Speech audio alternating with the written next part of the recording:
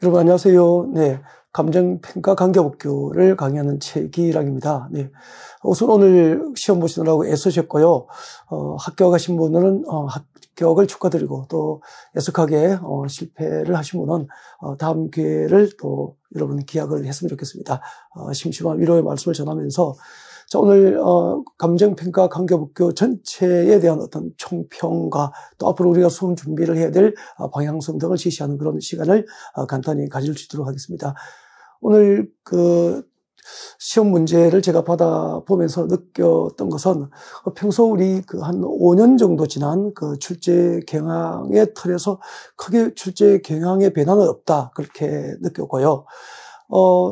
국토교육법 기본법이죠. 네, 국토교육법이 가장 중요한데 국토교육법이 예년보다 지문이 좀 길어졌어요. 지문이 좀 길어지고 그리고 내용에서 이제 단편적인 어떤 부분적 암기사항보다는 그런 문제가 좀 안 보였죠. 안 보이고 하나의 제도에 대한 이해를 전제로 해서 문제가 출제가 됐는데 내용 크게 어렵게 느끼지는 않았다 뭐 그런 거죠. 그래서 출제의 그 작은 패턴에 맞춰서 이제 앞으로 우리가 그 포커스를 전체 1000페이지 중에서 이렇게 2년, 3년 정도 반복적으로 출제가 되는 영역으로 이제 포커스를 이렇게 맞추면은 1000페이지 분량이 한 600페이지 분량으로 줄어들게 돼요. 그래서 2, 3년 주기로 출제가 계속 반복되는 그 600페이지 분량을 전체로 좀 빠르게 스피드 있게 전반적으로 이해하면서 또 문제를 풀어가면서 부분적 암기가 병행했으면 좋은 수험 준비가 되지 않을까 그런 생각이 듭니다.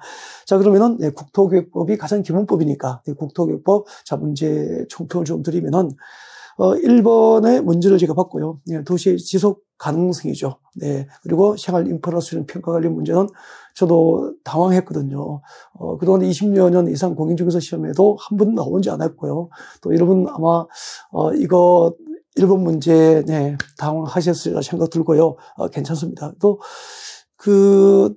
이제 문제를 읽어보면은, 도시의 그 생활 인프라 수준, 도시 지속 가능성에 관한 최종 평가를 누구와 해야 될지는 유추할 수 있을 것 같아. 네.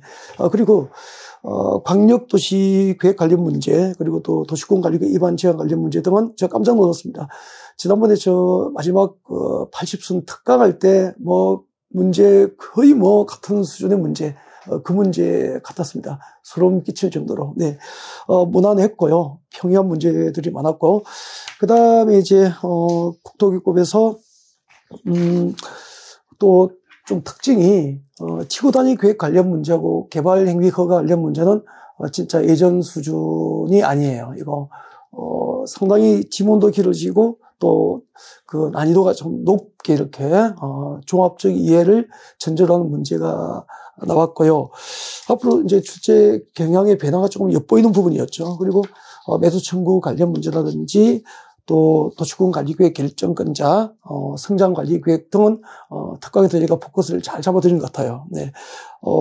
그리고 그 마지막에 13번에 이제 타인 토지 출입 기억나십니까? 타인 토지 출입 관련 문제도 특강에서 다뤄드렸거든요. 근데, 방향성은 올랐는데, 이제 부분적인 내용은 아마 좀 적중을 못했지만, 특강 관련해서 아마 정답을 찾아가는, 네, 가는 데는 문제가 없지 않았을까, 그런 생각이 듭니다. 그래서, 국토교육법 기본법이, 13문제 중에서 10문제 정도는 여러분이 공부하신 범위 내에서 무난했지 않을까 그런 생각이 들어요. 네, 그 다음에 이제 두 번째 부동산 가격 공시에 관한 법률인데 우리가 평소 준비했던 뭐 표준지 공시가라든지 개별 공시가 그리고 주택 가격 공시 등에 관한 문제가 고르게 출제되어서 안도를 제가 했고요. 앞으로 크게 출제 포커스를 뭐 포인트를 그렇게 벗어나지는 않을 것 같다는 느낌이 들었습니다.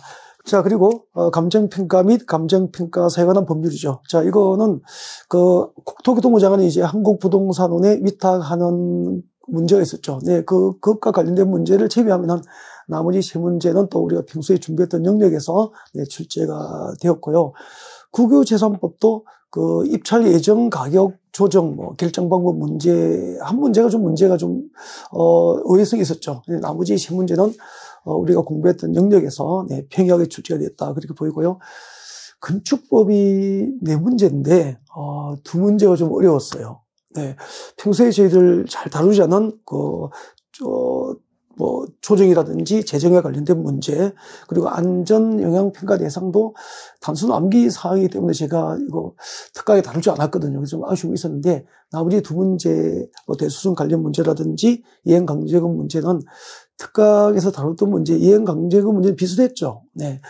두 문제 때문에 위안을 받습니다. 네. 나머지 두 문제는 좀 안타까웠지만, 두 문제 때문에, 기본은 했던 것 같고요.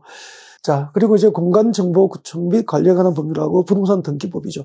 이것도 이제 각각 한 문제씩 이제 축적 변경 같은 것을 우리가 또 준비했던 영역, 특강 관련 문제 그대로 나왔죠. 그대로 나왔고, 또 부동산 이제 등기법은 부동산 등기법도 크게 평소에 우리가 준비했던 기본적인 틀을 벗어난 문제는 없어서 좀 무난했을 것으로 보여요. 네. 그런데 대체로 단순 암기사항보다는 좀 지문이 약간 길어지고, 네, 종합적인 이해와 관련된 문제가 나왔지만, 그렇게 난이도가 높지는 않았다. 그렇게 볼 수 있고요. 도시 및 주거환경 정비법도 네 문제인데, 정비 사업 비용 관련 문제를 제외하면은, 그렇게 어려운 문제는 아니었다. 그렇게 생각이 듭니다. 이렇게 보았을 때, 감정평가 관계 법규는, 최근 5년 정도의 출제 개형의 기본 틀에서 큰 변화는 없었지만, 지문이 좀 다소 길어지고, 종합적인 이해를 묻는 문제가 이제 다소 늘게 됨으로써 앞으로 우리가 어떻게 이제 소문집을 해야 될지 그 방향성을 아마 이렇게 암시하는 그런 문제였다. 그렇게 마지막으로 평가를 하고 싶고요.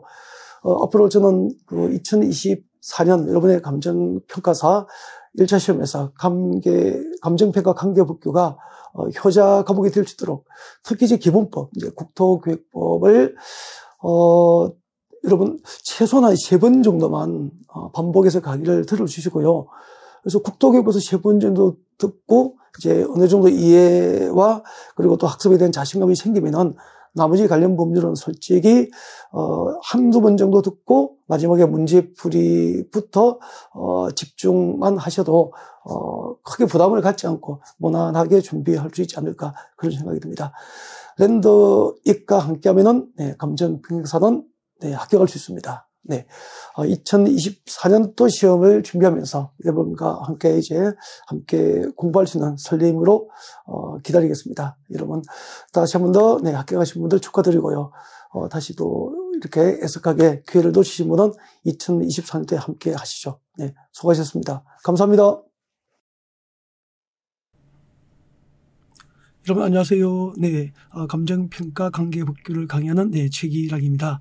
2023년 34회 1차 감정평가 관계법규 기출문제 해설 강의를 드리겠습니다. 자, 해설 강의 앞서서 우선 합격하신 분은 진심으로 축하를 드리고 싶고요. 그리고 또 아쉽게 기회를 놓치신 분은 크게 너무 실망하지 마시고요. 다시 한 번 더 도전해서 멋진 합격의 기회를 가졌으면 좋겠습니다. 네. 자, 그러면은 1번 문제부터 이제 해설을 드리게 될 텐데, 이번 시험은 감정평가 관계법규는 그렇게 예년에 비교해서 그렇게 어렵게 출제가 되지는 않았다라고 볼 수 있습니다. 그죠? 네. 그래서 우리가 충분히 이제 준비한 범위 안에서 대부분 한 90% 이상이 출제되기 때문에 평소 열심히 준비하신 분이라면 무난하게 합격점을 받을 수 있지 않았을까 그런 생각이 듭니다. 자, 1번 문제부터 같이 보겠습니다. 자, 국토교육법상 도시의 지속 가능성, 생활 인프라 수준에 관한 설명으로 옳지 않은 것을 물어보는 문제입니다. 저는 이 문제를 받는 순간 1번 문제를 보고 조금 당황했었죠. 평소 우리가 이제 열심히 준비하던 영역은 아니잖아, 솔직히. 그런데 문제를 가만히 읽어보면은 도시의 지속 가능성이라든지 생활 인프라 수준 최종 평가의 주체는 특정 지방자치단체장이 아니고요. 중앙정부 국토교통부 장관이라는 것을 알 수 있게 될 겁니다. 그래서 1번의 정답은 1번이에요. 도시의 지속 가능성, 생활 인프라 수준의 최종 평가 주체는 지도지사가 아니고 국토교통부 장관이다. 그렇게 하면 되고요. 아무튼 평소에 우리가 열심히 준비했던 영역은 아니었기 때문에 조금 당황할 수는 있었다. 그렇게 볼 수 있습니다. 다음 2번 문제 보겠습니다. 자, 국토교육법상 광역도시 계획에 관련된 설명으로 옳은 것은 그렇게 되어 있죠. 평소 우리가 열심히 준비했던 영역이고요. 제가 와서 특강할 때도 이 문제와 관련된 내용을 콕 집어서 설명을 드렸습니다. 네, 기분이 괜찮았죠? 자, 1번 같이 봅니다. 광역계획권이 둘 이상의 시도 관할 구역에 걸치게 된 경우입니다. 이때는 어느 한쪽에 그 시장이나 도지사가 광역계획권을 지정할 수 없기 때문에 광역계획권이 시도 관할구역에 걸치게 된 경우 광역계획권은 누가 지정하죠? 광역계획권의 지정은 국토교통부 장관, 국토교통부 장관이 광역계획을 지정하게 되고요. 광역도시계획은 관계되는 시도지사, 즉 관계된 시도지사가 협의해서 공동 수립하게 됩니다. 그래서 관할 시도지사가 협의해서 공동으로 광역도시를 수립해야 한다. 정확하게 되죠. 그래서 1번이 정답이 됩니다. 다음 3번 문제 보겠습니다.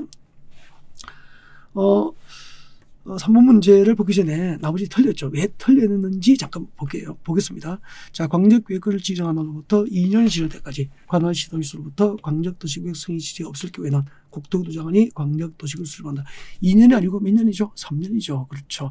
광역계획권을 지정한 날로부터 3년이죠. 3년이 지날 때까지 관할 시도지사로부터 광역도시계획 승인 지시가 없을 경우에는 국토교통부 장관이 직접 광역도시계획을 수립할 수 있죠. 자, 국가계획과 관련되어 광역도시계획 수립이 필요하거나 또 시도지사로부터 광역계획권 지정 기간으로부터 3년 내에 광역도시계획 승인 신청이 없을 경우에는 국토교통부 장관이 직접 광역도시계획을 수립할 수 있다. 그렇게 되잖아요. 다음 3번.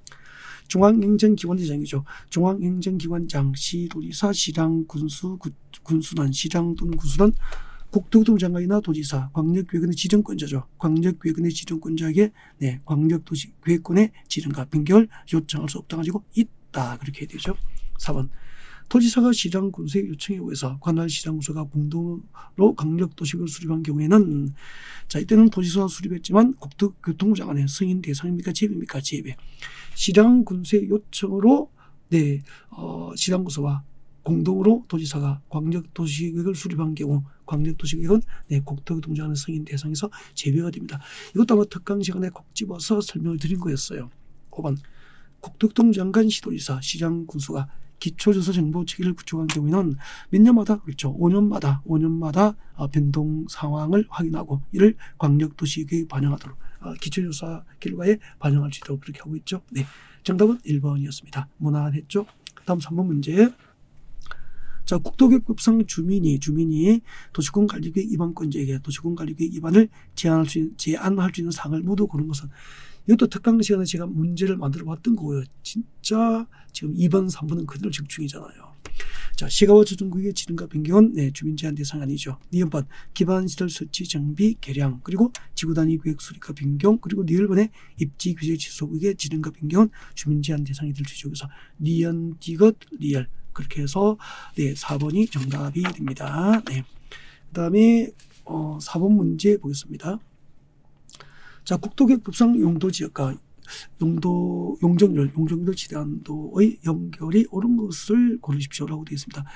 이런 공업지역은 350에서 50씩 증가됩니다. 그래서 전용 공업지역은 300, 그리고 일반 공업지역은 350, 중공업지역은 400이 되죠. 350이 틀렸거나 400%, 중공업지역은 용적률 지대한도가 400% 이하 범위에서 시군 조례를 정한다. 그렇게 되죠. 그 다음에 근린상업지역, 유통상업지역이 1300이고 근린상업지역은 1100이죠. 1100% 이하 범위에서 시군 조례를 정한다. 그렇게 됩니다. 계획관리지역의 용적률은 100이죠. 그래서 3번이 정답이 되고요. 자연환경 보존지역은 80, 그리고 제2종 일반 주거지역은 250% 이하 범위에서 각 시군 조례를 정한다. 그래서 21개 용도지역별 건폐율과 용적률 지대한도는 우리가 나올 것을 예상했잖아요. 누구나 예상할 수 있고 그래서 무난하게 맞출 수 있는 그런 문제였습니다. 물론 특강 시간에 다루었고요. 다음 5번. 국토계획법상 개발행 허가에 관련된 설명으로 옳지 않은 것을 고르십시오라고 되어 있습니다. 자, 1번 개발행위를 제한하고자 할 때 시도지사가 개발행위 허가를 제한할 때는 그렇죠. 시도도시계획위원회, 시도지방도시계획위원회 심의를 거쳐서 시도지사는 개발허가를 제한할 수 있죠. 그 다음에 2번 사도법상 사도개설 허가를 받아서 토지를 분할할 경우에는 허가상입니까? 임의상이니까 허가 없이 분할할 수 있게 됩니다. 허가를 받지 않고 분할할 수 있다. 맞게 되잖아요. 3번 시장 또는 군수단 개발행 허가의 조건을 붙일 때는 미리 그 조건 이행 여부에 관하여 개발행 허가 신청자의 의견을 드려야 됩니다. 이것도 특강 시간에 했던 지문이에요. 4번 서방사업법상 사방사업을 위한 개발행위는 중앙도시계획위원회와 지방도시계획위원회 심의를 거치지 아니할 수 있습니다. 맞고요. 다음 5번. 자, 개발 허가를 받은 부지 면적 5% 범위에서 확장이 아니고 축소 변경은 네, 변경 허가를 받지 않지만 확장의 경우에는 변경 허가를 받아야 됩니다. 그래서 5번이 정답이에요. 그리고 5번 지문도 특강 시간에 다뤄줬던 지문이에요. 지금 2, 3, 4, 5는 네, 100% 적중이다라고 네, 감히 말할 수 있어요. 네, 다음 6번 같이 봅니다. 자, 국토교육법상 기반시설 부담구역, 기반시설 부담구역에 관련된 내용이다. 들어갈 숫자로 오른 것은. 자, 기반시설 부담구역에서 기반시설 설치공의 부과 대상이죠. 기반시설 설치공의 부과 대상인 건축행위는 200제곱미터 초과는 신축과 증축 행위를 한 자에게 해당 기반시설 부담구역에서 기반시설 설치 비용을 부과하게 됩니다. 기반시설 설치 비용의 부과 대상 건축행위는 200제곱미터 초과는 신축과 증축 행위가 됩니다. 2번이 정답이 되죠.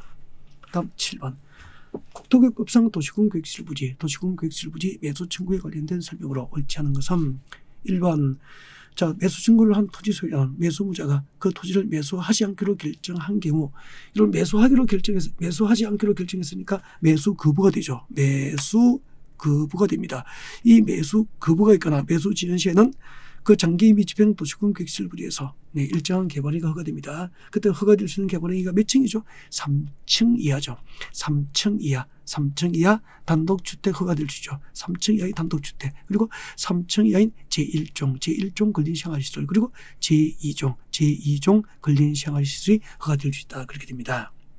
네, 그래서 5층 이하는 틀렸죠. 3층 이하인 네, 제1종 근린생활시설 등이 설치 허가될 수 있다. 그렇게 해야 되죠. 그래서 옳지 않은 것은 1번이 정답이 됩니다.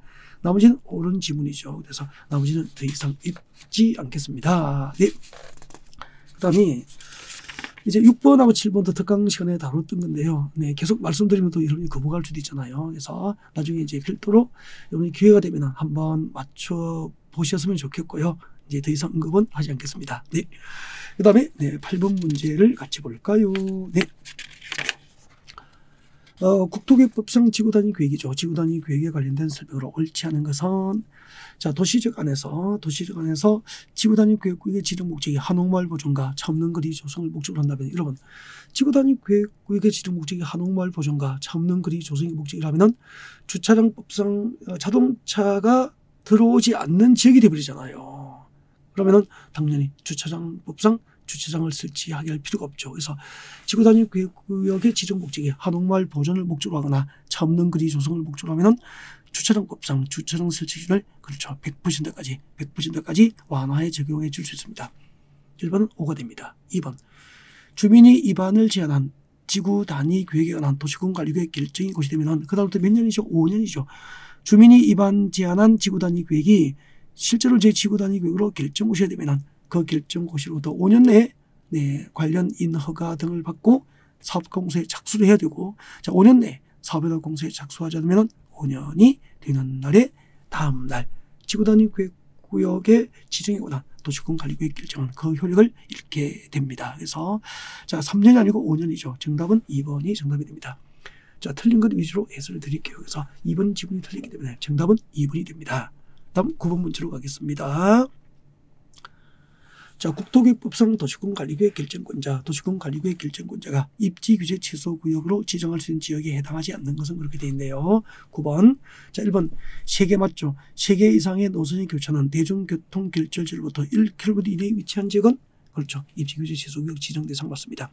2번 질 끝에 도시경제기반형 활성화 계획을 수립하고 있는 지역도 입지규제 취소구역 지정 대상 맞습니다. 그 다음에 노후 불량 건축을 밀집한 상업지역과 네, 상업지역으로서 정비가 시급한 지역은 정비 거점으로 육성될 수 있도록 입지규제 취소구역 지정 대상이 됩니다. 다음, 창의적인 개발이 필요한 지역으로서 빈집 및 소규모 주택 정비에 관한 특례법상 소규모 주택 정비 사업 시행구역도 네, 입지규제 취소구역 지정 대상, 입지규제 취소구역 지정 대상이 맞죠. 5번.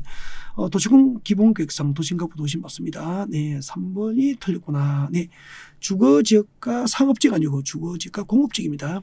노후 불량건축이 밀집한 주거지역과 공업지역으로서, 그죠? 주거지역과 공업지역으로서 네, 정비가 시급한 지역 그렇게 되죠. 3번이 정답이 됩니다.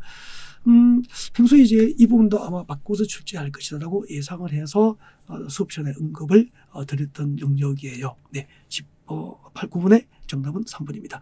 상업지가 아니고 주거지역과 공업지구로서 노후 불량 건축을 밀지만 주거지역과 공업지구로서 네, 정비가 시급한 지역은 네, 입지규제 취소구역을 지정하여 정비 거점이 육성될 수 있도록 하여야 한다. 그런 의미가 되는 거죠.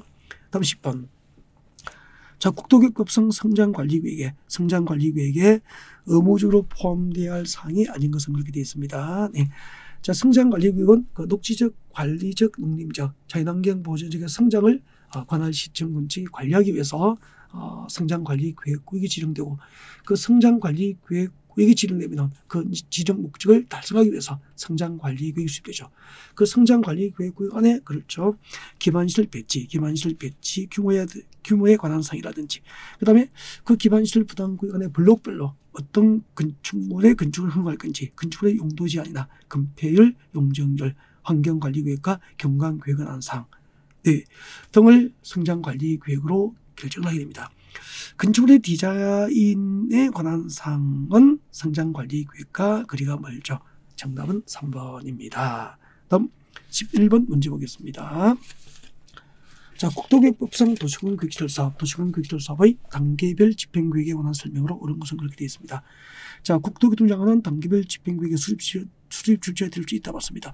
이런 그 단계별 집행은 누가 수립하죠? 도시군관리계획, 도시군계획시설 사업에 대한 도시군관리계획 이방권자가 단계별 집행계획을 수립을 하게 돼요. 그래서 도시군계획시설 사업에 대한 도시군관리계획을 원칙적으로 위반하게 될 특별시장, 광역시장, 세종특별자치시장, 그리고 제주특별자치도지사, 그리고 시장 군수가 도시군계획시설 사업에 대한 도시군관리계획을 위반하고 사업이 결정되면 단계별 집행계획을 수립하는 게 원칙이에요. 그런데 예외적으로 국토교통부 장관 기억나죠 이제 국토교통부 장관 또는 도지사가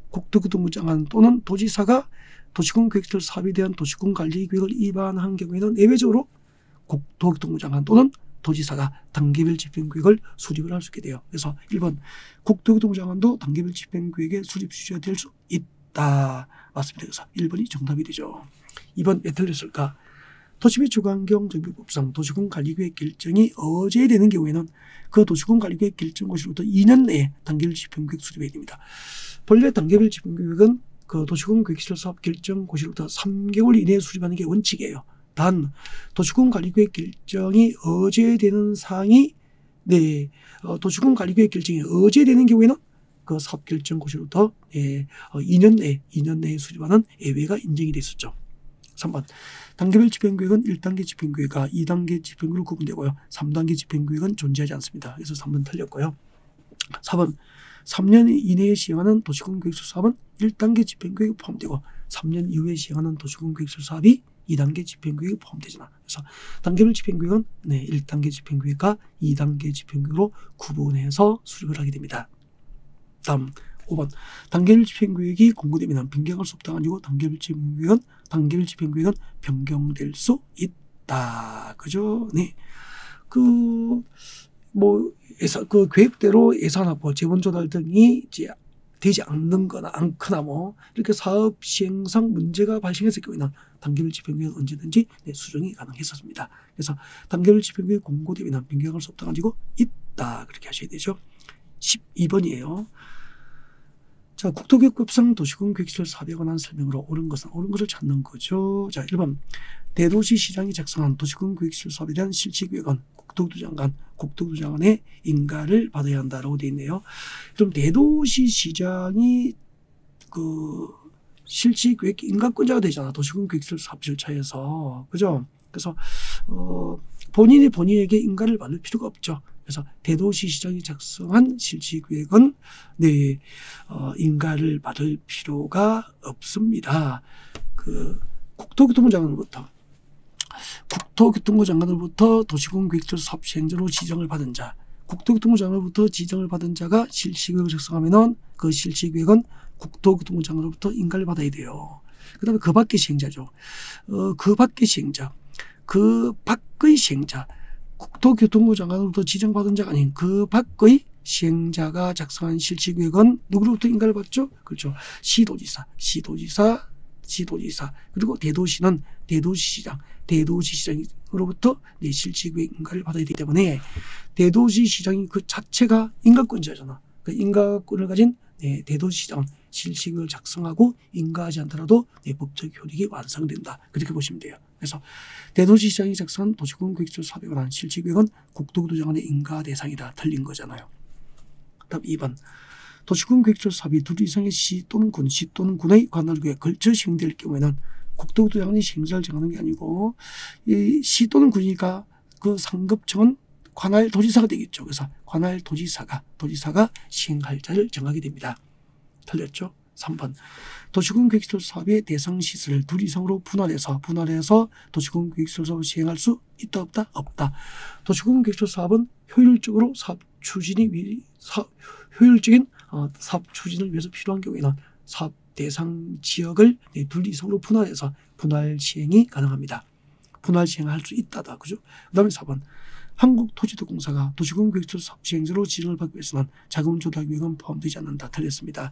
한국토지주택공사가 도시군 계획설 사업 시행자로 지정을 받기 위해서 제출해야 하는 신청서에는 당연히 자금 조달 계획이 포함이 되어야 합니다. 포함되지 않는다. 이 부분이 틀렸습니다. 5번. 한국전력공사법상 한국전력공사는 도시군 계획설 사업 시행자가 될 수 있다. 틀렸죠? 한국전력공사는 도시군 계획설 사업 시행자가 될 수 있다. 맞습니다.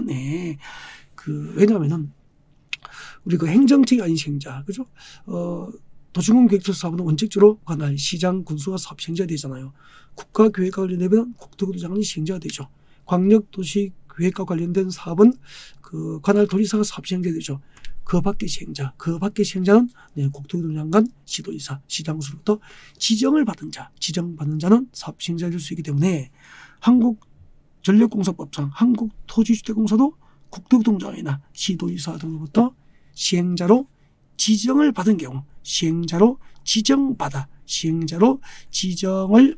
받은 경우에는 도시군 계획설 사업 시행자가 될 수 있다. 그렇게 됩니다. 그래서 될 수 있다. 맞게 됩니다. 정답은 5번이 되네요. 다음 13번. 국토교육법상 국토교토부 장관, 시도지사, 시장군수나 도시군 계획설 사업 시행자가 타인 토지를 출입할 수 있는 경우, 그렇죠. 각종 행정계획 수립을 위한 기초조사나 또 도시군 계획설 사업을 위한 조사나 측량활동, 그리고 직가 동향 등을 조사할 목적으로 타인 토지 출입을 허용하게 됩니다. 그래서 모두가 그 도시군 계획설 사업 시행자가 타인 토지 출입을 할 수 있는 요건이 나옵니다. 그래서 기역, 니은, 디귿, 리얼 5번이 정답. 그렇게 되죠. 자, 여기까지가 이제 국토교육법 기본법인데, 여러분 그 감정평가 관계법규의 기본법이 이제 국토교육법이죠. 그래서 이 국토교육법 13문제 중에서 최소 10문제, 최소 9문제 이상 맞춰버리면은 나머지 기타 등등 법률 한두 개 정도 망쳐도 합격을 해요. 그래서 제가 여러분에게 가장 자신 있게 말씀드릴 수 있는 것은 저와 같이 그 감정평가 관계법규를 수업을 들으시면은 기본법, 국토교육법 10개 이상 정도를 보장하겠습니다. 진짜예요. 네. 다음 14번 보겠습니다. 부동산 가격 공시에 관한 표준지 공시지가에 관련된 설명으로 옳지 않은 것은 그 부동산 가격 공시에 관한 법률도 평소 우리가 준비했던 영역을 크게 벗어나지 않고 표준지 공시지가라든지 개별 공시지가 등등해서 우리가 평소 준비했던 영역에서 고르게 출제가 됐다. 그래서 그저 쉬웠다 그렇게 볼 수 있어요. 틀린 것을 찾는 문제입니다. 1번 같이 봅니다. 자, 국토교토부 장관은 개별 공시지가 산책을 위해서 필요하다고 인정될 경우에는 토지 가격 기준표를 작성해서 누구에게? 그렇죠. 시장 군수자에게 제공을 해야 되죠. 그래야 이 토지 가격 기준표를 이제 기준으로 해서 시장 군수자장이 개별 공시지가를 산정을 할 수 있게 되겠죠. 다음 2번. 표준제 공시지가의 공시에는 표준 제1제곱미터당 가격이 포함되는 거 맞고 가장 기본적인 사항이죠. 3번. 표준제 공시지가의 공시에는 표준제에 대한 도로 상황이 포함되는 거 맞죠. 도로 상황이 포함되어야 됩니다. 4번. 표준제 공시지가에 대한 이의 신청은 서면, 전자문서를 포함합니다. 서면으로 해야 됩니다. 5번 산림조합법상 산림조합은 국유지 취득을 위해서 표준지 공시지가를 조사평가할 수 있다. 틀렸다. 여러분 표준지 공시지가에 대한 조사평가를 할 수 있는 주체는 누구죠? 국토교통부 장관이죠. 국토교통부 장관이 네, 표준지 공시지가를 조사하고 평가를 해야 합니다. 그래서 산림조합은 네, 표준지 공시지가 조사평가의 주체가 아니죠. 네, 옳지 않은 것은 5번이 정답이었고, 솔직히 14번 같은 경우에는 네, 기본만 하셔도 맞출 수 있는 네, 괜찮은 문제였죠. 네, 다음 15번 문제 같이 보겠습니다. 이번에는 개별 공시지가죠. 자, 부동산 가격 공시에 관한 법령상 개별 공시지가에 관련된 설명으로 옳지 않은 거 틀린 거 찾습니다. 1번 시도지사는 개별 공시지가를 선정할 때 틀렸잖아요. 여러분 개별 공시지가 누가 선정하죠? 개별 공시지가는 그렇죠. 시장, 군수, 구청장, 시장, 군수, 구청장, 시장, 군수, 구청장이 시군구 부동산 가격 공시위원회가 있죠. 시군구 부동산 가격 공시위원회 심의를 거쳐서 네, 개별 공시지가를 공시를 하게 됩니다. 개별 공시지가의 공시 주체는 시도지사가 아니고 시장, 군수, 구청장이 됩니다. 네. 그래서 1번이 정답이 되네요. 그래서 14번, 15번은 무난했다. 그렇게 볼 수 있죠. 다음 16번 같이 보겠습니다. 부동산 가격 공시에 관한 법령상 주택 가격 공시죠. 주택 가격 공시에 관한 설명으로 옳지 않은 것은 그렇게 되어 있습니다. 네. 1번. 이 신청 기간 절차 방법은 네, 표준주택 가격을 공시할 때 간부에 공고합니다. 공고해야 될 사항입니다. 2번 표준지 주택 가격 공시에는 표준주택의 용도가 포함됩니다. 공시에 포함되어야 할 사항. 대략 우리가 암기하고 있잖아요. 다음 2번 비주용 집합부동산의 조사 및 산정의 지침은 중앙부동산 가격공시위원회 심의 대상이고요. 4번 자, 국토교통부 장관은 표준주택을 조사평가할 때는 2 이상의 감정평가법인 등의 검증을 받아야 한다. 그럼 그 국토교통부 장관이 그 표준주택 가격을 조사 선정할 때 2 이상의 감정평가법인 등의 검증을 받아야 한다는 규정이 있습니까? 없죠. 규정 없음. 그래서 정답은 틀린 거죠. 옳지 않은 것은 4번이 정답이 되는 거죠. 공동주택 가격 공시에는 공동주택 면적 포함되잖아요. 네, 공동주택의 면적이라든지 그죠? 공동주택의 소재지, 동호수, 명칭, 무슨 아파트 등 명칭 등이 포함이 됩니다. 네, 다음 17번 이제 감정평가 및 감정평가사에 관한 법령으로 넘어갑니다. 자, 국토교통부 장관이 한국부동산원에 위탁하는 것이 아닌 것은 제가 마지막 그 80선 할 때 이것은 내 문제를 만들지 못한 것 같습니다. 이 부분은 그래서 조금 미안하게 생각이 됩니다. 네. 자, 국토교통부 장관이 한국부동산원에 위탁하는 것이 아닌 것입니다. 아닌 것은 2번입니다.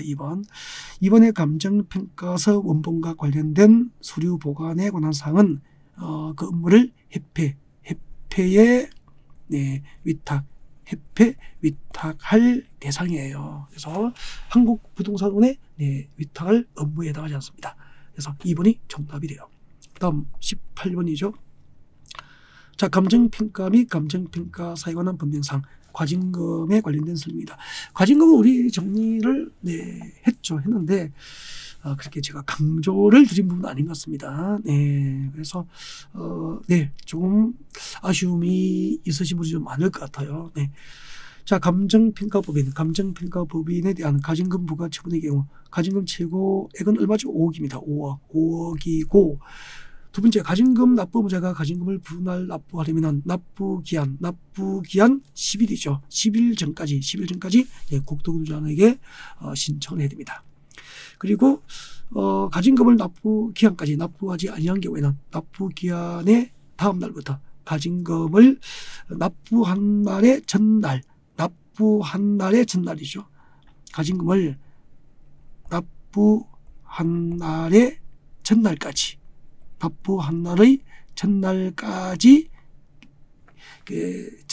가징금을 징수할 수 있게 됩니다. 네. 자, 그래서 18번의 정답은 네, 5억이고 10일 납부하기 전날까지니까 네, 3번이 정답이 됩니다. 다음 19번 보겠습니다. 자, 감정평가 및 감정평가사에 관한 법령상 과태료 부과 대상을 물어봤습니다. 감정평가 법인 등이 아닌 자로서 감정평가업을 한 자는 어떻게 되죠? 3년 이하의 징역에 3천만 이하의 벌금. 3대3이죠. 3대3. 그 다음에 2번. 사무직원이 될 수 없는 자, 사무직원이 될 수 없는 자를 사무직원으로 둔 감정평가법인은 500만 이하의 과태료 부과 대상이 되죠. 이게 과태료 부과 대상이 돼요. 과태료 부과 대상이 됩니다. 500만 이하의 과태료 부과 대상이 됩니다. 그래서 정답은 2번이고요. 두 개 이상의 감정평가, 둘 이상의 감정평가 사무소를 불법으로 설치했어요.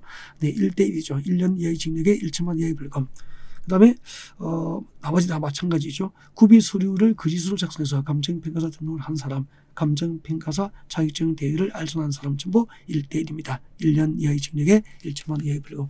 평소 이제 감정평가사에 관한 법률에서는 이제 감정평가사 그 제재 방법 중 하나인 가징금 부과 대상이라든지 기타 뭐 행정 형벌 벌칙 부과 대상도 우리가 준비를 하는 부분이니까 자, 이 정도는 좀 맞춰서는 좀 되지 않을까 그런 생각이 듭니다. 그래서 감정평가 및 감정평가사에 관한 법률은 약간 좀 어려웠어요. 그래서 세 문제 중에서 두 문제를 맞추기는 좀 힘들지 않았을까 대체로 그렇게 평가를 합니다. 다음 20번 문제 보겠습니다. 자, 이제 국유재산법 관련 문제, 국유재산 관련 문제인데요. 행정재산과 일반재산에 관한 내용으로 옳지 않은 것을 물어봤습니다. 1번 행정재산의 사용허가 기간을 갱신받으려는 자는 그 허가 기간이 끝나기 1개월 전에 중앙간서장에게 신청합니다. 맞죠? 2번 중앙간서장은 행정재산의 사용허가를 처리할 경우에는 그렇죠. 청문을 해야 됩니다. 행정재산의 사용허가 처리의 처분은 청문 대상이 됩니다. 맞고 3번 일반 재산의 대부계약은 수의계약 방법으로 대부할 때는 이래만 갱신할 수 있다. 수의계약의 방법으로 대부할 수 있는 경우가 아닐 경우, 수의계약으로 대부할 수 있는 경우가 아닌 경우입니다. 수의계약의 방법으로 대부할 수 있는 경우가 아니면 수의계약 방법으로 대부할 수 있는 경우가 아니면 이래만 갱신할 수 있다. 그렇게 해야 되죠. 그래서 3번이 정답이 됩니다. 1번, 2번 지문은 쉬웠는데 3번 지문은 조금 어려운 부분에서 정답이 결정이 됐었죠. 다음 여기까지 하겠습니다. 옳은 지문은 제가 읽지 않을게요. 다음 21번 같이 보겠습니다. 21번은 자, 국유재산법상 국유재산에 관한 설명, 국유재산에 관련된 설명으로 옳은 것을 물어봤습니다. 1번 재판상 화해에 의해서 일반 재산의 사건을 설정할 수 있다 없다? 있다. 그죠? 재판상 화해는 확정 판결하고 동일한 효력을 갖게 되잖아요. 그래서 확정 판결에 따라서 일반 확정 판결에 따라서 일반 재산의 사건을 설정할 수 있기 때문에 그 확정 판결하고 동일한 효력을 갖게 되는 재판상 화해에 의해서도 일반 재산에 대한 사건 설정은 가능합니다. 그래서 1번 틀렸고요. 2번 총괄청의 허가를 받은 경우를 할지라도 국유재산에 대한 사무에 종사하는 직원은 그 처리하는 국유재산을 취득할 수 없다. 총괄청의 허가를 받으면 가능합니다. 그래서 없다. 틀렸잖아요. 3번 국가 외의자가 기부 조건으로 축조를 할 경우에는 그렇죠. 기부를 조건으로 할 경우에는 국유재산의 연구시설물을 축조할 수 없다가 아니고 있다. 없다. 틀렸죠. 4번 총괄청은 다음 연도 국유재산의 관리 처분에 관한 계획을 작성하기 위한 지침을 매년 4월 30일까지 중앙관서장에게 통보를 해야 됩니다. 그러면은 다 틀렸죠? 여기까지. 그러면 5번이 정답이 되구나. 한국예탁결제원은 총괄청이나 중앙관서장 등이 증권을 보관 취급하게 할 수 있는 법인에 해당합니다. 22번 볼까요? 22번입니다. 자, 국유재산법상 국유재산의 사용허가와 일반재산의 처분에 있어 두 번의 일반 경쟁 입찰에도 낙찰자가 없을 경우 세 번째 입찰부터 예상 가격 조정 결정의 방법에 관련된 설명이다. 들어갈 숫자로 오는 것은 그렇게 열심히 준비한 능력은 잘 아니잖아. 그죠? 약간 좀 이런 문제는 21번은 괜찮은데 22번은 조금 또 특별히 이렇게 제가 강조를 드렸던 기억이 없었기 때문에 좀 어렵게 느끼지도 않았을까 그런 생각이 듭니다. 행정재산 사용허가 증서 최초 사용료 예정 가격의 100분의 20이죠. 100분의 20을 최저 한도로 하여 매 100분의 10의 금액만큼 그 예정 가격을 낮추는 방법으로 조정할 수 있죠. 네. 세 번째부터는 그죠? 네. 두 번의 일반 경쟁에도 낙찰자가 없어. 이럴 경우에는 세 번째부터 예정 가격을 조정하게 되죠. 그 결정 방법이죠.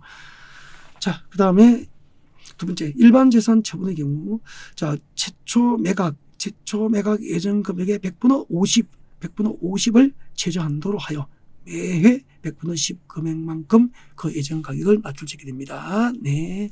행정재산은 최초 사용료 예정 가격의 100분의 20을 최저 한도로 하고, 일반 재산은 최초 매각 예정 가격의 100분의 50을 최저 한도로 하게 되죠. 그래서 22분에 정답이 여기는 없죠. 네. 그렇죠. 20, 50이니까 네, 4번이 정답이 됩니다. 다음 24번이에요. 자, 국유재산법상 일반 재산에 관련된 23번이구나. 죄송합니다. 자, 국유재산법상 일반 재산이죠. 일반 재산에 관련된 설명으로 옳지 않은 것은 그렇게 되어 있죠. 옳지 않은 것 1번. 일반 재산의 처분 가격은 대통령이 정하는 바에 대해서 그렇죠. 시가를 고려하여 결정을 하게 됩니다. 맞게 되고요. 다음 2번. 총괄청은 일반 재산이 3년 이상 활용되지 않을 경우 이 일반 재산을 민간업자인 법인과 공동으로 개발할 수 있다. 3년이 아니고 몇 년이죠? 5년 이상이죠. 5년 이상. 총괄청은 일반 재산이 5년 이상 활용되지 않을 경우 이 일반 재산을 민간 사업자와 법인과 공동으로 개발할 민간 사업자인 법인과 공동으로 개발할 수 있게 됩니다. 네. 2번이 정답이 됩니다. 다음 이제 24번 갑니다. 건축급상 이행강제금은 제가 이거 만들어 온 문제에서도 특강할 때도 강조드린 겁니다. 네, 강조드렸기 때문에 또 이행강제금 부분은 개정이 있었죠. 네, 2021년도에 개정이 있었기 때문에 모든 수험생들이 잘 준비를 하신 무난한 부분이다. 그렇게 볼 수 있죠. 그리고 내용도 쉬운 게 출제됐죠. 자, 기억권 같이 봅시다. 건축급상 건축학군자는 시정명령을 받은 자가 이를 이행하면은 새로운 이행강제금보다는 즉시 중지하지만 이미 부과된 이행강제금은 징수합니까? 처리합니까? 징수해야 된다. 옳은 것 기억권 맞구나. 그죠? 그 다음에 니은번 봅니다. 니은번. 동일인이 건축법에 따르는 명령을 최근 2년 내에 2회 이상 위반한 경우다. 상습 위반이잖아요. 최근 2년 내에 2회 이상 위반이니까 그래서 상습 위반이죠. 상습 위반. 영업 목적, 그죠? 영업 목적의 위반이나 상습적인 위반은 가중 부과를 하게 되잖아. 근데 가중 부과는 부과될 금액의 100분의 100을 100분의 100 범위에서 가중 부과를 하게 됩니다. 그러니까 그 부과될 금액이 1억이면은 1억에 100분의 100이니까 딱 한 배. 1억을 더하여 2억을 부과하게 되는 거예요. 네. 100분의 100 가중부과 범위죠. 그래서 100분의 50이 아니고 부과될 금액의 100분의 100을 100분의 100 범위에서 가중부과를 하게 됩니다. 그래서 니은번 틀렸고 디귿번. 허가권자는 최초 시정 명령이 있은 날 기준으로 하여 1년에 최대 3회 이내 범위에서 건축법상 이행강제금 부과에서는 1년 2회 이내 1년 2회 이내죠. 1년 2회 이내 범위 안에서 가중부과가 이루어지게 됩니다. 다음 25번. 자, 건축법상 주요구조부입니다. 자, 건축법상 주요구조의 해체가 없는 등 대수선의 경우로서 신고하면은 건축허가가 의지되는 겁니다. 건축신고하면은 건축허가 이성소 의지되는 대상, 건축신고 대상을 물어본 거죠. 대수선의 개념을 용어 정의만 해도 맞출 수 있는 문제죠. 내력비의 평면적, 내력비의 평면적을 얼마 이상? 그렇죠. 30제곱미터 이상이죠. 내력비의 평면적을 30제곱미터 이상을 수선하고 변경해야 대수선이 되죠. 오케이. 틀렸고. 주계단, 비난계단, 주계단, 비난계단, 주계단,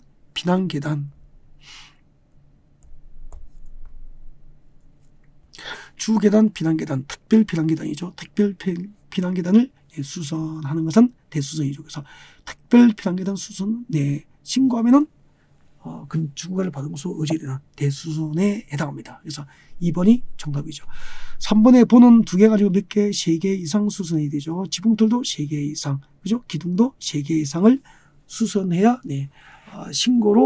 신고하면은 허가를 받으면서 의제되는 대수선 범위에 해당합니다. 쉬운 문제였죠. 이런 것은 뭐 다 맞추셔야 됩니다. 그러면 건축법도 보십시오. 건축법도 24번 이행강정 무난했죠. 25번 무난했죠. 그죠? 26번은 어려웠죠. 어려운 게 아니고 평소에 우리가 잘 다루지 않은 영역, 공인중개사 시험에서 거의 출제를 하지 않는 엉뚱한 곳에서 출제했습니다. 가끔 난이도 조절을 위해서 이렇게 지역주로 출제가 되는 경우가 있죠. 네, 할 수 없죠. 틀린 것이 몇 번일까요? 네, 3번입니다. 조정안을 제시받은 당사자는 그 제시를 받은 날로부터 15일 이내에 수락 여부를 조정위원회에 알려줘야 됩니다. 3번이 정답이고요. 27번. 건축법상 안전영향평가를 실시해야 될 건축물을 찾아라 라고 되어 있습니다. 네. 초청 건축물은 안전영향평가 대상이고요. 연면적이죠. 자, 연면적이 10만 제곱미터 이상이고 16층 이상인 건축물은 건축법상 안전영향평가 대상 건축물이 됩니다.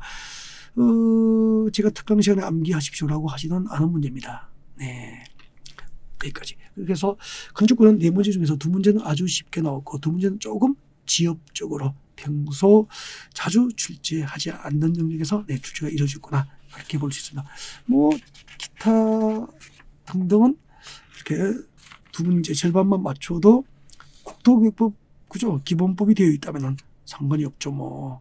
다음 28번 같이 보겠습니다. 자, 공간정보 구축 및 관리에 관한 법령상 용어 정의에 관련된 내용으로 옳지 않은 것을 물어봤습니다. 쉬운 문제죠. 네, 등록 전환이 정답이 됩니다. 지적 공부에 등록되어 있지 않은 토지를 지적 공부에 등록하는 게 아니고 임야대장과 임야도에 등록된 것을 토지대장과 지적도로 옮겨서 등록하는 것을 등록 전환이다라고 하게 됩니다. 임야대장과 임야도에 등록된 토지를 토지대장하고 지적도로 옮겨서 등록하는 것, 그렇게 하시면 되겠죠. 4번이 정답이죠. 다음 29번. 28번도 그냥 드리는 문제 아니에요. 이거 못 맞추시는 분은 없을 것 같고요. 그래서 감정평가 관계법규는 기본 60점은 맞춰드리는 문제 같았습니다. 네. 29번. 공간정보. 그래서 우리 감정평가 관계법규 한 75점 정도 맞춰서, 그죠? 1차 회계나 경제학이 좀 보탬이 돼야 되겠죠. 네. 자, 29번 보겠습니다. 자, 국토교육법 공간정보 구축 및 관리 등에 관한 법령상 지적에 관련된 설명으로 옳지 않은 것은 쉬운 문제입니다. 자, 1번. 지번은 지적 소관청의 지번 부유지역별로 자료로 부여하게 됩니다. 2번. 면적 단위는 제곱미터로 알죠. 제곱미터로 하고요. 3번. 지적 도면의 번호, 도면 번호는 경계점 좌표 등록부에 등록해야 될 등록사항 맞습니다. 4번. 이것도 다 맞춰야 되죠. 토지 소유자는 신규 등록한 토지가 있으면 그 사유가 발생한 후 며칠? 60일 내에 지적 소관청에 신규 등록 신청을 해야 한다. 그렇게 되죠. 60일. 다 다루던 겁니다. 다음 30번 같이 볼게요. 공간정보 구축 및 관리에 관한 법률상 축적 변경. 축적 변경도 특강실에 문제 다 만드는 거잖아요. 거의 그대로죠. 거의 그대로고요. 2번 보겠습니다. 옳지 않은 건 2번이 정답인데요. 축적 변경을 하려면 축적 변경 토지 소유자, 축적 변경 시행적 토지 소유자 얼마? 3분의 2 이상의 동의를 받아야 축적 변경 신청할 수 있죠. 네, 2번이 정답이었습니다. 여기까지 공간정보 구축 및 관리에 관한 법률은 3문제 모두 평이했다. 그렇게 볼 수 있죠. 네. 그 다음에 31번. 지목도 뭐 맞춰야 되는 거 아니에요. 그죠? 공간정보 구축 및 관리에 관한 법률상 지목에 관련된 설명으로 옳은 걸 물었습니다. 1번. 토지가 임시적인 용도로 사용될 때는 지목 변경을 할 수 있다. 없다. 일시적 변경, 임시적인 용도로 사용될 때는 지목 변경 사유가 되지 않잖아요. 다음 2번. 합병하려는 토지의 지목이 서로 다르더라도 소유자가 동일한 경우에는 토지 합병을 할 수 있다가 아니고 없다. 다음 3번. 자동차 정비 공장 안에 설치된 급유시설 부지의 지목은 주용지에서 제외된다. 틀렸죠? 4번. 고속도로 휴게소 부지의 지목은 도로죠. 그래서 4번이 정답이 되구나. 5번. 토지 소유자는 지목 변경을 할 토지가 있으면 그 사유가 발생한 후 모두 며칠이 조금 전에 나왔는데 60일 내에 지적소관청에 지목 변경 신청을 해야 한다. 그렇게 되죠. 60일입니다. 여기까지. 그러면은 공간정보 구축 및 관리에 관한 법률, 지적에 관한 문제는 대체로 네 문제 모두를 욕심낼만 했다. 실수했다면은 세 문제까지는 봐줄 수 있다. 뭐 그렇게 할 수 있거나. 그죠? 다음 32번. 부동산 등기 법령상 표시에 관한 등기에 관련된 설명으로 옳지 않은 것은 표시에 관한 등기는 제가 특강할 때 80문제 자료에 만든 문제는 아니었던 것 같습니다. 1번 옳지 않은 거 찾아야 되죠. 등기관은 토지 등기 기록의 표제부에 등기 목적을 기록해야 한다. 표제부에는 등기 목적을 기록하지 않죠. 그죠? 등기 목적은 권리에 관한 등기에 기록할 사항이지 뭐. 그죠? 표제부는 뭐 표시번호라든지 접수 연월일, 소재 지번, 뭐 등기 원인, 지목, 면적 등이 기록되어야 되죠. 그래서 등기 목적은 권리에 관한 등기의 기록 사항이지 토지 등기 기록의 표제부에 기록될 사항이 아닙니다. 1번이 정답이네요. 그 다음에 33번. 부동산 등기법상 권리에 관한 등기에 관련된 설명으로 옳지 않은 것은 이라고 되어 있습니다. 1번. 국가지방자치단체, 국제기관 및 외국 정부의 부동산 등기용 등록번호는 법무부 장관이 아니고 누가 등록번호를 부여하죠? 국토교통장관, 국토교통장관이 등록번호를 부여하게 됩니다. 아유, 쉬운 문제죠. 다음 34번 보겠습니다. 부동산 등기법상 이에 관한 설명으로 옳은 것을 모두 고른 것은 그렇게 되어 있네요. 네. 기억번. 새로운 사실이나 새로운 증거 방법은 증거 방법을 근거로 이의신청을 할 수 있다 아니고 없다. 그죠? 등기관의 결정 그리고 그 등기관의 처분에 이의가 있을 때만 이의신청하는 거지 뭐. 새로운 사실을 가지고 와가지고 새로운 증거 방법을 가지고 와서 이의신청을 할 수 있는 거잖아. 그죠? 등기관의 결정 또는 처분에 이의가 있는 자는 이의신청을 할 수 있다. 그렇게 돼 있죠. 그래서 기억번 틀렸고요. 옳은 거 찾아야 되죠. 기억번 틀렸고. 네, 한번. 자, 등기관은 이의가 이유 있다고 인정되면 이의신청을 받는 것도 며칠? 3일 내에 의견을 붙여서 이의신청서를 관할 지방군에 내야 됩니다. 7일 틀렸구나. 그 다음에 그럼 맞는 것은 자동으로 이에는 집행정지 효력이 없고 그리고 송달에 대해서는 민사소송법을 준용하고 이 비용에 대해서는 비송상권 절차법을 준용합니다. 디귿디열. 정답은 그렇죠. 5번이 정답. 그렇게 되네요. 다음 35번입니다. 등기법도 등기법이 좀 어렵잖아. 지적법보다는. 그죠? 어려운데 이번 시험은 두 문제는 뭐 쉬웠잖아요. 솔직히. 그 다음에 부동산 등기법상 소유권 등기 및 담보 등기 등에 관련된 설명으로 옳지 않은 것을 물었습니다. 1번. 등기관이 소유권 보존 등기를 할 때는 등기 원인과 그 연원일을 소유권 보존 등기하니까 등기 원인이 필요 없잖아. 연원일 기록하지 않습니다. 2번. 미등기 토지 또는 건축물의 경우 수용으로 인하여 소유권을 취득했음을 증명하는 자는 그렇죠. 수용으로 인하여 소유권을 취득했음이 증명된다면 그렇죠. 소유권 보존 등기 신청할 수 있습니다. 3번 등기관이 동일한 채권에 대해서 3개 이상이 아니고 5개 이상의 부동산에 관한 권리를 목적으로 하는 저당권 설정 등기를 할 때는 공동담보 목록 작성 대상이 되죠. 공동담보 목록 작성 대상은 5개 이상입니다. 5개 이상 부동산에 관한 권리를 목적으로 하는 저당권 설정 등기를 할 때 공동담보 목록 작성을 필요로 하게 됩니다. 그래서 옳지 않은 것은 3번이 정답이 되죠. 등기법 4개 중에서 3개 정도는 맞추었으면 좋겠어요. 그죠? 2개는 맞추기는 좀 미안하잖아요. 다음 36번. 정비법은 2문제는 괜찮고요. 2문제는 어려웠죠. 다 쉬울 수는 없죠. 시험인데. 도시 및 주거환경정비법상 정비사업시행계획 변경 시 신고 대상인 경미한 사항의 변경에 해당하지 않는 겁니다. 네. 이런 거는 사업시행계획 인가사항을 변경할 때 경미하기 때문에 변경 인가를 받지 않는 것은 조건에 보면 많이 나오잖아요. 7개, 10개 이렇게 외워야 된다고. 이런 것은 보통 이제 제일 끝에 보면 가로에서 조건이 붙어 있는 것들이 정답을 결정해요. 문제를 좀 풀다 보면은 이제 이런 것을 우리가 감각적으로 알 수 있게 되죠. 3번이 정답인데요. 건축물이 3번이 정답이죠. 건축물이 아닌 부대 시설의 설치 규모를 확대하는 경우로서 위치가 변경되는 경우에는 경미한 사항이 제외됩니다. 위치가 변경되면, 그러니까 위치가 변경되지 않는 범위에서 건축물이 아닌 부대 시설 설치 규모 확대만 변경을 신고하는 경미한 사항으로 볼 수 있는 거예요. 위치가 변경되는 경우는 포함이 아니고 제외된다라고 해야 되죠. 3번이 정답이에요. 36번 안 했구나. 36번 하겠습니다. 안 했죠? 네, 36번.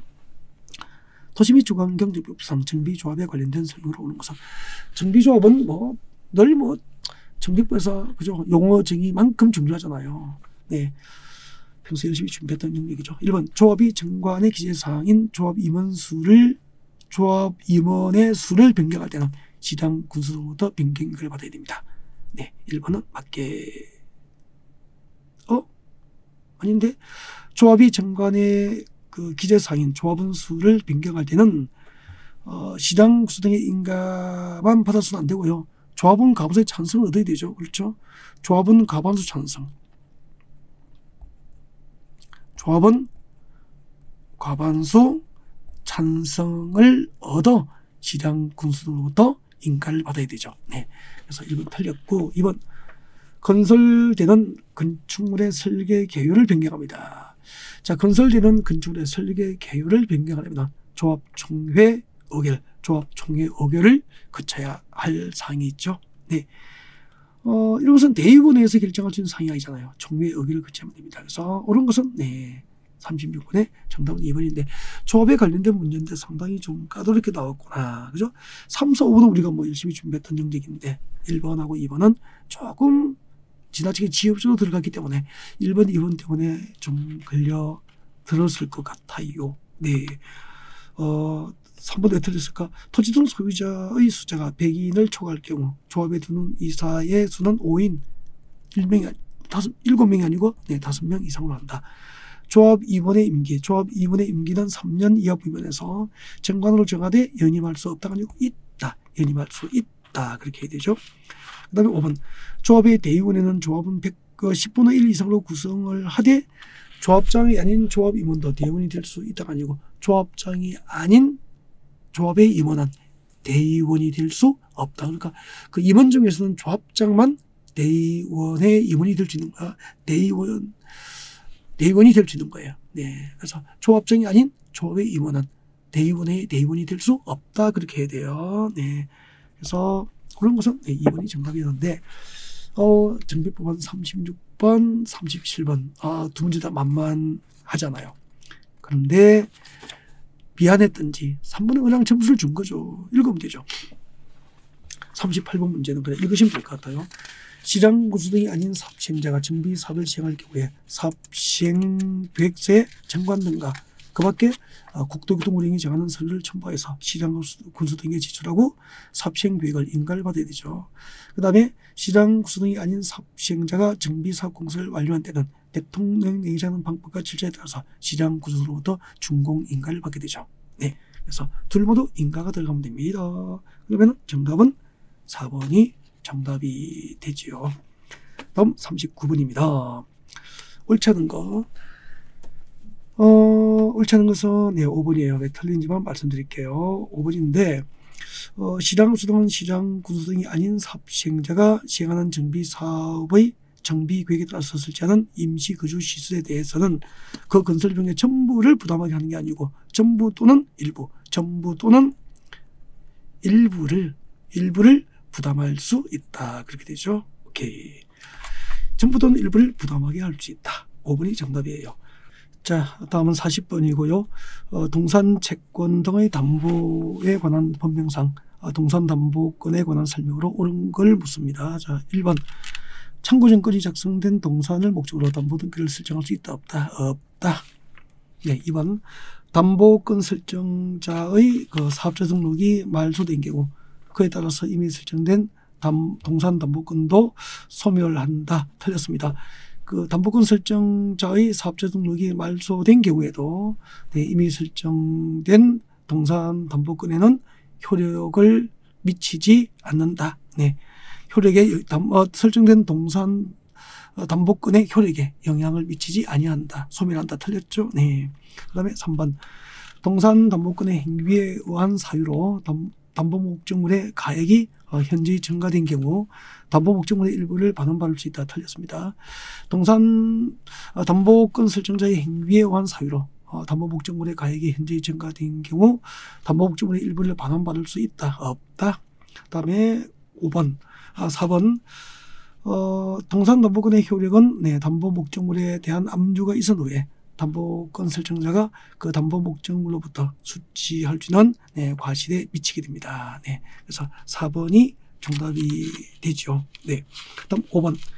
담보권자와 담보권 설정자 간 약정에 따르는 네, 동산 담보권의 득실 변경은 약정에 따른 동산 담보권의 득실 변경은 담보 등기에 등기하지 않더라도 효력이 생긴다가 아니고 네, 등기를 해야 그 효력이 생기게 됩니다. 이거 33회 때 지난해 기출된 지문이에요. 네, 4번이 정답이었습니다. 여기까지 해서 2023년 네, 제1회 1차 과목이죠. 네, 33회 감정평가사 관계법규 감정평가 관계법규 해설 강의를 모두 마무리하겠습니다.